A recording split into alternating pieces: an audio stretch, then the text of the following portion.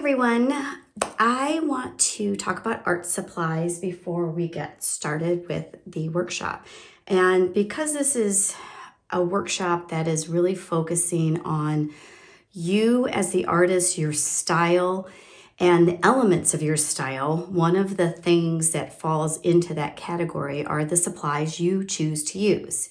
But I want to share with you some of the things that I'll be using. I've put a lot of them and the links in this section as well. And if there is something that I use that I haven't put on the list, feel free to ask me. I'm happy to share it with you. But the main goal for me, as I mentioned in the welcome video, is to use supplies that you're comfortable with. And in the first module, we're going to be using inks. And if you're not comfortable with ink, then use a paint pen or a magic marker or a scripto marker. Anything that you have will work fine to do or you can use paint or watercolor. So it depends on how you want to translate the creative sessions.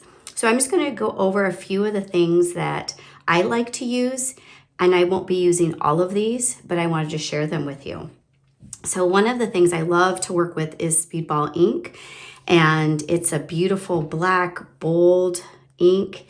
And it's waterproof. And I do a lot of writing with it within some of my artwork. I also like the Liquitex acrylic ink. And I have a few other ones. This Higgins Black Magic ink is nice. And then I get this one as a gift. I have no idea what brand it is, but the bottle's pretty and it's a very pale ink. And what else do I have? And then I have this Daler Romney acrylic ink as well. So those are some of the inks that I have in the first module and throughout. You could use charcoal, Stabilo. I believe I use Stabilo in that. I like to use a mechanical pencil in everything I do. I'll even use it in oil paint. Here I have a Sharpie and a paint pen and even a ballpoint pen. And some of the pens I like to use are these calligraphy pens, which are fun to kind of scribble with or write things.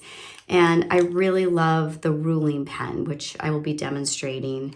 If you don't have one, you don't need one. You don't need any of these things, but I wanted to share with you what I like to use. And if you've taken my classes before, you may already have one of these.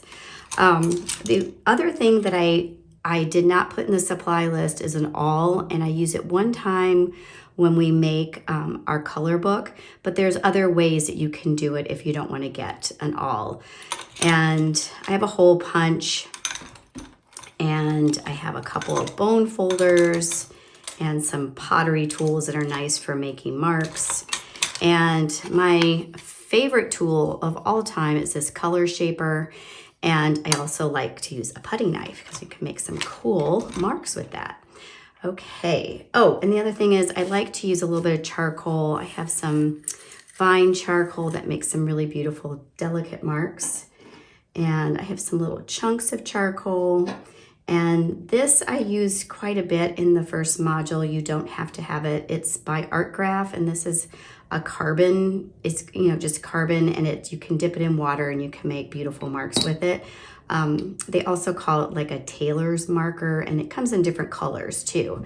All right, so we put that aside and go on to the next. Oh, the other thing that I will be using are palette knives. This is my favorite one, and you can make really beautiful marks, and I also like it to mix my paints with. And I think it's always great to have, if you are interested in painting, if you are a painter, then it's nice to have a variety of sizes of paintbrushes. I encourage you to get a big brush, and you don't have to get this one. I did put the link for it. I believe I got it on Amazon. And you could just get one, from the hardware store. Just something to make a big, bold mark. And I have a lot of different types of brushes that I like to use. So pull out your brushes, pull out what you have, kind of organize them by their category. and experiment with those. One of the things that I want to encourage you to do is get a big pad of paper. The nicer paper that you use is going to serve you in two ways. One is it gets you past that feeling of messing up your paper, because we're going to mess up our paper. And it's going to give you a better result when you put ink on it, when you make your marks and your lines and you write your words, and also putting them into the concertina book that we're going to do at the end of Module 1. So you have a choice depending on what you feel most comfortable with. I love this Strathmore drawing pad. It is 18 by 24. I did put the link in the classroom. And I also have a roll of Strathmore drawing paper. And I am using this quite a bit in the class. And what I usually do is I roll out the paper. Oh, this one has marks on it already. I roll out the paper and I take a long ruler and I kind of tear one edge. I don't cut it. I don't get very particular about it for something like this that I'm doing. And then I leave it on my dining room table and I put a couple books on it just to relax the paper. So you can make it in any size you want, or if you don't want to get the big roll of paper, which is really fun to use, and you have all this paper, is you can put a couple sheets of this together. If you want to work large, like on your floor or on a wall in your art space. And this is, you don't need to use this. I love it. I use it quite a bit, and it's fun to write on. And I do demonstrate using this in Module 1, and you can decide if it's something that you want to experiment with. It is Canson's transparent paper. One of the other things that I want to suggest you get is a piece of mat board, or you can use the back of an old sketch pad and cut it down to the size you want to make your concertina book. So you can make your books. I'm making mine, I think they're 5 by 7. So you can use anything. You can use construction paper, watercolor paper, mixed media paper, anything, however you see it, a vintage book, whatever you want to do. But it's nice to have something that's a little firm that can support your book.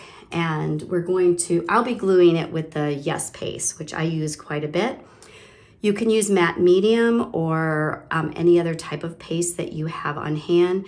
I like this because this paper is a thinner paper. You know, it's only an 80-pound paper, and when I put matte medium on it, it has a tendency to wrinkle a bit, and this, it won't wrinkle. And then I can also move it around as well.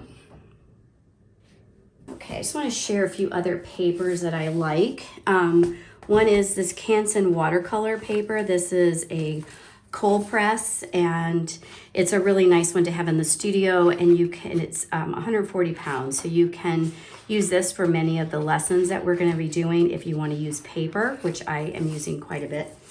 And my favorite is the Arches oil paper. It's just beautiful, and you can use oils, you can collage onto it, you can use acrylic paints and gesso, and you don't have to put any binder down at all. You don't have to treat the paper with like a clear gesso. You can go work directly onto it.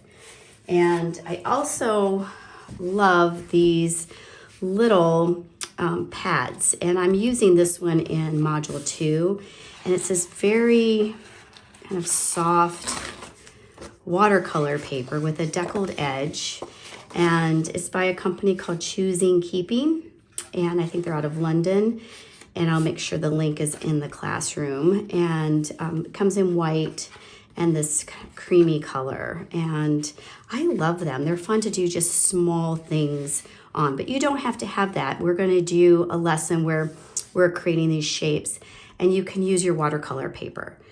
And one other substrate that I'll be using is a wood panel for Module 2. And once again, I do encourage you to use what you have and what you feel comfortable with. We're going to be doing a collage, and I am using a larger one. I believe it's like 12 by 18. And I painted it black, but you can use what you have. You can use an old canvas. You can use, cardboard. You can use anything you want to make your collage. I think the better quality substrate you use, the better result you're going to get in your artwork. And then you may want to get, depending on how your setup is, you may want to get a couple pieces of foam core. They make great substrates to create collages on, because you can put a push pin in it. You can tape to it, staple to it, stitch into it, and then hang it up, get a command strip or something and hang it up into your studio so that you can refer back to it. I like to have a variety of artist tape that I can use.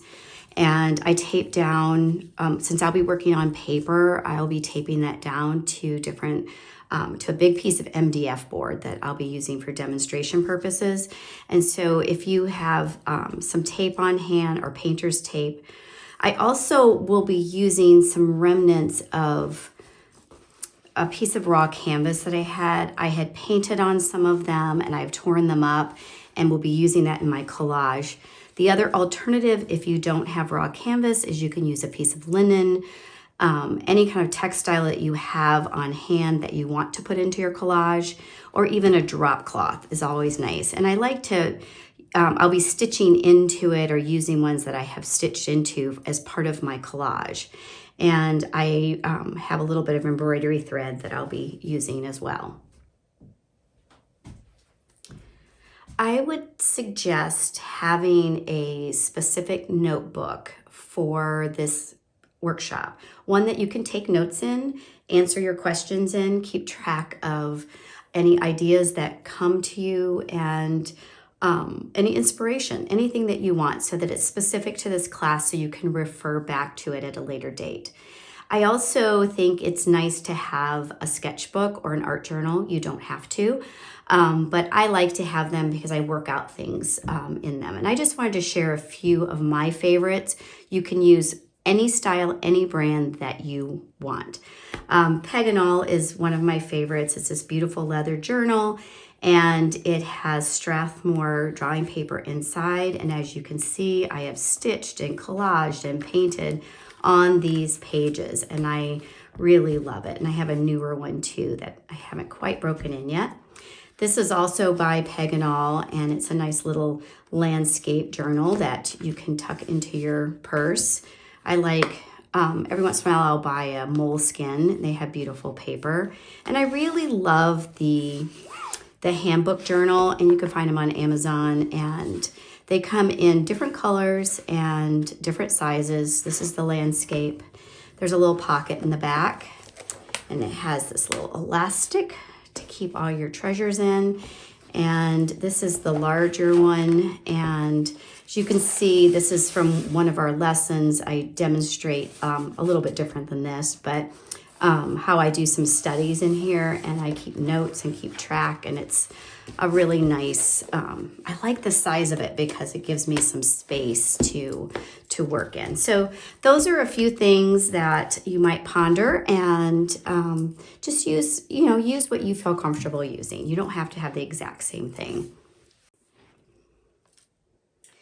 In Module 2, we're going to be creating a few little hand-built pieces and sculpting a little figure. And if this is something you're interested in, I am using this DOS modeling clay, and it's air dry clay, and it's not like paper clay. It's a little bit different. You don't need as much water on your hands. And what I do is I just wrap it up in some saran wrap and then put it in a Ziploc baggie, and show you what it looks like. So I just cut off pieces of it, and it's really fun to work with, and I think you'll enjoy playing around with the possibilities, and it's just very, I don't know, it's very relaxing. So I hope you'll give it a try, and I just wanted to show you how, and I've had this one for months, and so I just keep it all nice and sealed up, and I can use it for quite a while. In Module 3, we're going to explore color, and we're going to do some fun exercises that will help in the unearthing of your emotional color palette. And I think it's best to use the art supplies and the medium of your choice and one you feel comfortable with. So, and that doesn't mean you can't explore. So if you are someone who uses watercolor and you really want to play with acrylics, then by all means, I'm not here to tell you what to do. I just want to recommend that you use something that you feel comfortable with and that you can mix. And I want you to be able to mix color. So I'm going to be working in oils because I like how they mix. I also like working in acrylics. And when I do work in acrylics, I do want to share this with you. I find that mixing is so much easier and they stay wetter longer when you use this gloss glazing liquid by Golden's. It's like this magical medium that I can create glazes and thin layers, and it's going to be one of the things we do is kind of finessing our color palette when we move into later modules, and I want you to be able to explore that. Watercolor is a different medium, so you're going to mix in a different way and blend your colors with water. So it's something to think about, and I always have on hand, my clear and white gesso, which I may be using a little bit of that. For me, with oils, I keep it very simple. I like to use walnut oil or linseed oil and the spike lavender oil. That helps me spread thin them out a little bit. So these are just some crayons that are fun to use. You can use this in your sketching and use them with acrylics. You can use them with pastels. And I also like to use colored pencils. You may be someone who only works in charcoal and maybe Stabilo. So if that's all you want to do, that's fine. I do hope that you will try, if you're someone who doesn't work in a lot of color, I hope that you will try the color mixing and see what you can add to your more monochromatic palette, because it's really fun to just play, and that's what we're going to do. We're going to play with color. So I hope you embrace that. So look around for, gather up your colors and the paints, the supplies that you like to use, and we will explore them more in a later module. Throughout the workshop, we're going to be creating a collage and 2 inspiration boards. So depending on what you collect and your aesthetic, gather some elements together just to get you started, and you may find different things as we go through the different modules and you get a better sense of what you're going to need for your inspiration boards. You don't have to have it all right in the beginning. I've gathered some vintage papers because I like the colors that I'll be using in my collage. I also have a vintage journal here, and I'm going to show you how to put it together just using a piece of elastic string so you don't have to punch holes. And the other thing that I have that I'll be using is I like to, for inspiration purposes, I like to have some little textiles and ribbons for color. So you might look around and see what you have on hand that you can use for the color section.